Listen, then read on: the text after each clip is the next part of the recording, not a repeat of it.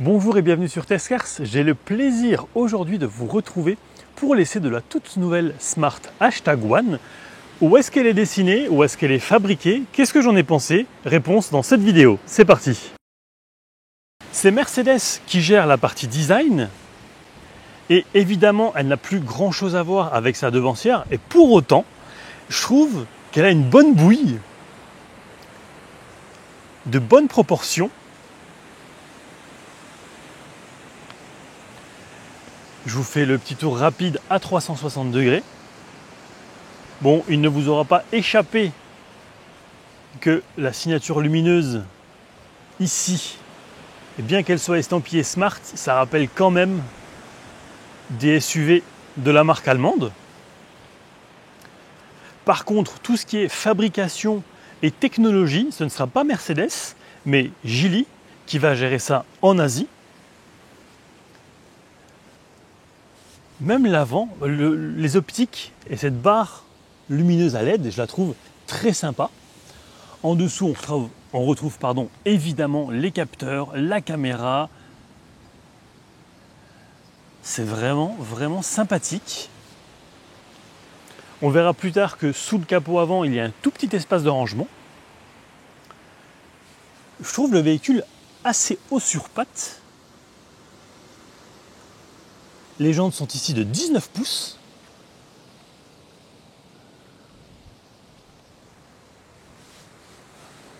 Lorsque l'on s'approche de la voiture, ça sort. Et vous voyez ici des vitres affleurantes. Je trouve ça vraiment très sympa. Encore une fois, ça change. Le logo donc qui est repris ici.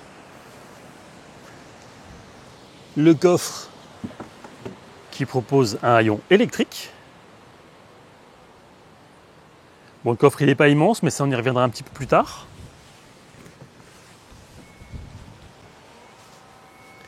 Je vais vous montrer la partie avant, justement. Avant de passer à l'intérieur.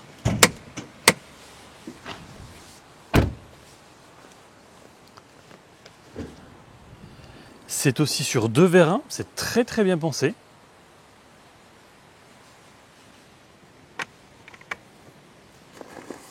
Alors on ne mettra pas grand chose, mais ça a le mérite d'exister. Les rétros qui sont électriques chauffants, ils intègrent également des caméras pour une vision à 360 degrés. Il y a un toit panneau mais qui n'est pas ouvrant et que l'on peut sur l'écran tactile central choisir d'ouvrir ou de fermer complètement à 25, 50, 75 ou 100%. Ce sont des petites choses, mais je ne veux pas dire qu'ils font la différence parce que ce n'est pas si important que ça, mais disons que c'est pratique. À l'intérieur, vous le voyez, c'est assez épuré, il n'y a pas des commandes partout, de toute façon c'est de moins en moins tendance. Au niveau d'abord du siège, puis du volant. Les sièges en fait, ils sont électriques, avec le réglage lombaire, que ce soit pour le conducteur comme pour le passager, sur 6 positions pour le conducteur et 4 pour le passager. Mais là, je vous parle quasiment à la fin de l'essai. En fait, ils sont super confortables. Simili-cuir, chauffant sur 3 niveaux, pour les deux à l'avant. Et il y a rien à dire, le maintien il est vraiment top. Aucune douleur, un sans faute. Le volant ensuite, alors au niveau prise en main de ce volant en cuir, vous le voyez vous-même. Hein. Alors certes, normalement c'est comme ça qu'on apprend l'auto-école. Bon, j'ai abandonné ça il y a déjà bien longtemps. Mais super sensation au niveau du grip, du maintien. Il y a quelques commandes tactiles liées principalement au volume à droite. À gauche, ce sera pour le régulateur de vitesse adaptatif avec fonction stop and go, mais ça j'y viendrai un petit peu plus tard avec les ADAS, lorsqu'on va parler des aides à la conduite. Ici vous avez le sélecteur de vitesse, à droite donc, et à gauche ça va être pour les essuie-glaces, les pleins phares, puisque les phares, moi je les ai laissés en automatique, mais ça sera juste ici à gauche. Et aussi, chose un petit peu bizarre, c'est que quand j'ai pris le véhicule, en fait, je cherchais évidemment à régler au préalable les rétroviseurs. Et en fait, il n'y a aucune commande sur la portière puisque tout se fait depuis cet écran. Écran de 12,8 pouces, hyper réactif. Franchement, niveau multimédia, c'est un sans faute, il n'y a rien à dire. Ce que j'ai bien aimé aussi, c'est cet écran-là, devant soi, le combiné d'instrumentation digitale de 9,2 pouces qui est extrêmement lisible. Et en fait, alors quand on met le régulateur de vitesse, ça va détecter et indiquer visuellement les voitures ou les camions qui sont sur le côté, devant, bref. Avec les capteurs à ultrasons et les caméras, il y a ce qu'il faut. Mais surtout, l'autonomie restante en bas à gauche avec le kilométrage. Et ça, c'est l'essentiel. C'est accessible visuellement hyper rapidement. Encore une fois, un sans faute. Au niveau des mises à jour du système, ça se fait en OTA, donc par les airs. On peut aussi partager sa voiture, c'est-à-dire qu'on peut, via une application Smart, déverrouiller et verrouiller le véhicule à distance. Alors, au niveau des options et au niveau des menus, c'est assez clair. Il y a pas mal de choses par ailleurs. Moi, ce qui m'a intéressé surtout, c'était de pouvoir avoir le freinage régénératif. Donc, il n'y a pas de B, mais tout sera encore une fois sur l'écran. Et plus on va aller vite, logique, plus la régénération, donc la décélération sera efficace. Et franchement, on peut rouler avec une pédale. Et d'ailleurs, il y a le système One Pedal Drive. Donc, on s'arrête complètement, reste à jauger le pied droit. Au niveau des assistances à la conduite, justement, il y a l'assistant au maintien dans la voie, l'alerte d'angle mort, l'alerte de trafic transversal arrière, la surveillance de l'attention du conducteur, un avertisseur sonore pour piétons, la lecture des panneaux, j'ai trouvé assez perfectible, 8 capteurs d'aide au stationnement, ce fameux régulateur de vitesse adaptatif avec la fonction Stop and Go. Alors, bien, mais il m'est arrivé d'être sur autoroute bloqué à 130 et en fait j'étais à 133 km/h. Alors en soi c'est pas dramatique, seulement quand on passe à côté d'un radar qui pourrait être mal calibré, ça sera une autre histoire. Et enfin vous le voyez ici, les caméras à 360 degrés. On peut choisir donc avant, les côtés et naturellement l'arrière. Au niveau qualité, c'est plutôt pas mal. Et là, on voit donc encore une fois la modélisation de la Smart #1. Je profite également de cet arrêt avec le clignotant, puisque vous savez, sur pas mal de vidéos, je parle souvent des bruits du clignotant horribles. Et là, en fait, c'est hyper doux, c'est agréable. Et d'ailleurs, ici, c'est limité à 60, donc je vais m'y tenir. Je ne vais pas rouler à 130 puisque je ne suis pas sur autoroute. Mais sachez une chose, c'est que j'ai pas noté de bruit de vent à 130 km/h.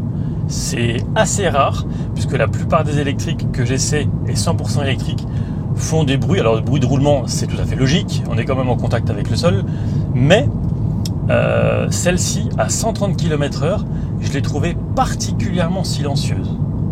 Et franchement, c'est pas donné à toutes les électriques, et encore une fois, c'est un excellent point pour celle-ci. Au niveau de la conduite, j'ai trouvé celle-ci agréable, que ce soit en ville ou sur autoroute. Il faudra juste faire attention, puisque évidemment ça n'a plus du tout les dimensions de la Smart première du nom, fabriquée Moselle d'ailleurs. Mais ouais, globalement, très satisfait de la conduite. Je ne vais pas dire que c'est reposant, mais en tout cas, ça roule bien. C'est agréable. Donc je vais revenir sur cet écran. On peut donc, vous voyez, gérer pas mal de choses, notamment l'ouverture, la fermeture du haillon, mais aussi la hauteur max. Si c'est par exemple un enfant qui l'ouvre, eh bien, il n'aura pas forcément la taille d'un adulte. Les rétroviseurs, je vous en ai parlé tout à l'heure. Donc on va.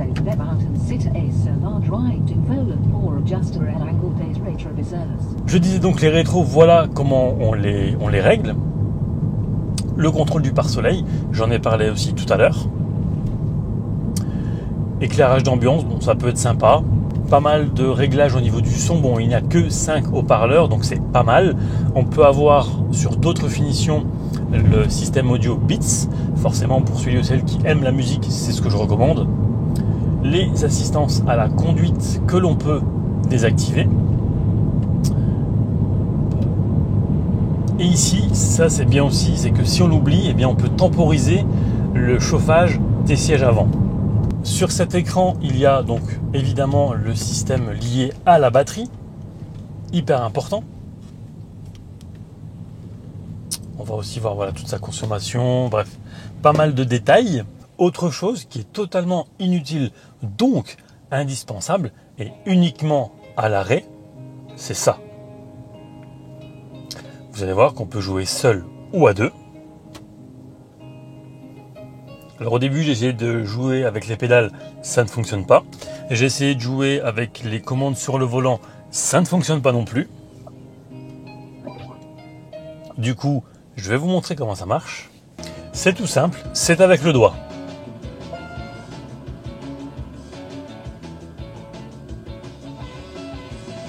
Bon.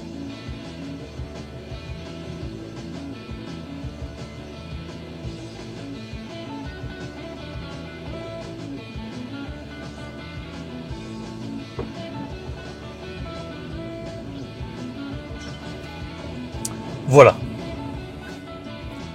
Vous comprenez le principe, c'est rigolo, ça permet de passer un peu de temps.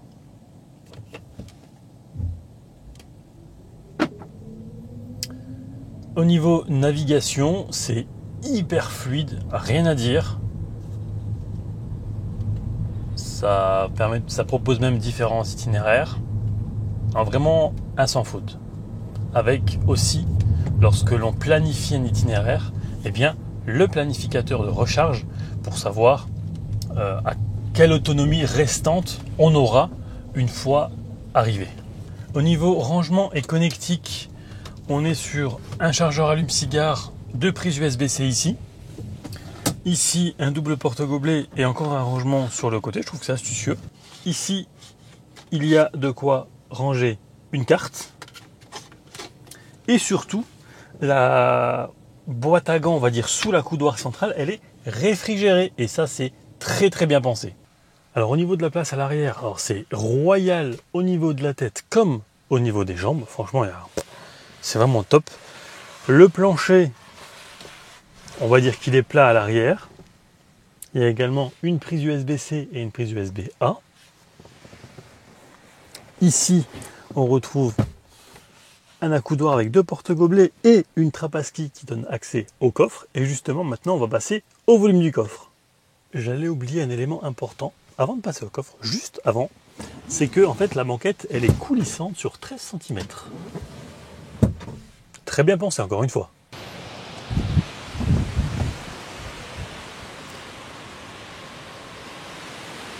On sera entre 288 et 426 litres de volume de chargement. En sachant qu'il y a encore moyen de mettre un tout petit peu plus juste en dessous.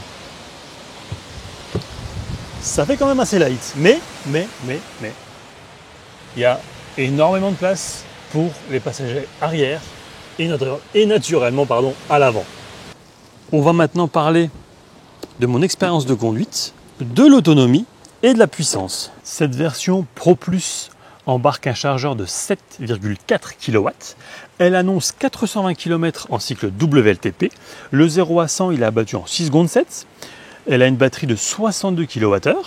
Il ne lui faut que 30 minutes pour passer de 10 à 80%, mais sur un chargeur rapide, pour une vitesse max de 180 km/h. Vous voyez la distance parcourue depuis que j'ai pris la voiture à Montigny-le-Bretonneux et l'autonomie restante. Et là, on va aller la charger. Voilà le menu lié à la charge.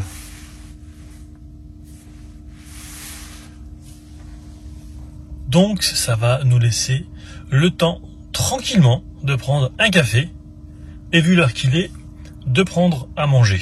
La pause est terminée. On reprend la route avec une bonne autonomie largement suffisante pour arriver à bon port et ça m'aura coûté 17,13 €. Arrivé à l'aire de Verdun, voilà la charge restante. Alors j'aurais pu arriver sans aucune difficulté chez moi, mais évidemment chez moi la capacité de charge n'est pas exactement la même, donc je profite du réseau Ionity. Et on repart avec une batterie chargée à hauteur de 93%. Me voici donc arrivé et vous voyez la consommation de 19,3 kWh au 100 km en sachant que c'est principalement de l'autoroute. À savoir qu'il y a également d'autres versions, Premium et Launch Edition, qui elles embarquent un chargeur de 22 kW, tout comme la dernière version, la Brabus. Mais pour le coup, cette version, donc la Brabus, elle revendique seulement 400 km, donc il y a une vingtaine de bornes de différence, mais surtout un 0 à 100 expédié en 3 secondes 9. Elle dispose en outre de l'affichage tête haute à 10 pouces et elle est affichée à 47 815 €, quand la Launch Edition est à 45 115, 43 815 € pour la Premium et 40 315 € pour cette version donc Pro Plus qui est l'entrée de gamme pour la nouvelle Smart #1. Alors en conclusion, qu'est-ce que j'ai pensé de cette nouvelle Smart #1? Eh bien tout d'abord le design, je le trouve plutôt sympa, plutôt joli. Il y a évidemment la patte de Mercedes sur et dans cette Smart. Ensuite au niveau conduite, très agréable, parfois peut-être les suspensions un peu fermes sur chaussée dégradée. Je trouve l'intérieur avec des finitions vraiment très sympas. C'est premium, ça fait premium en tout cas.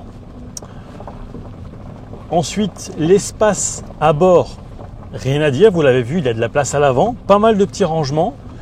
À l'arrière, il y a également de la place. Dommage juste que le coffre, il soit pas... voilà.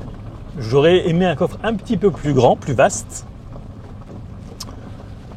Au niveau délai de livraison, ça aussi c'est super intéressant puisque sur le site de Smart, en fait, vous voyez les finitions et les modèles disponibles et il faut compter entre 3 et 4 semaines pour être livré. Ça arrive en bateau, donc c'est extrêmement rapide. Ensuite, je dirais simplement que le régulateur de vitesse adaptatif est quelque peu perfectible, donc ça c'est encore quelque chose qui peut être amélioré à l'avenir. Mais globalement, agréablement surpris de la voiture que j'avais vue en statique à Bruxelles en tout début d'année. Et j'ai enfin eu l'opportunité de l'essayer. Pour cet essai, je tiens à remercier Juliette, Laura et Cyril de Smart France pour leur confiance. Si cet essai vous a plu, n'hésitez pas à vous abonner, à liker et à le partager. Et quant à moi, je vous dis à très vite pour de prochaines aventures automobiles. Ciao!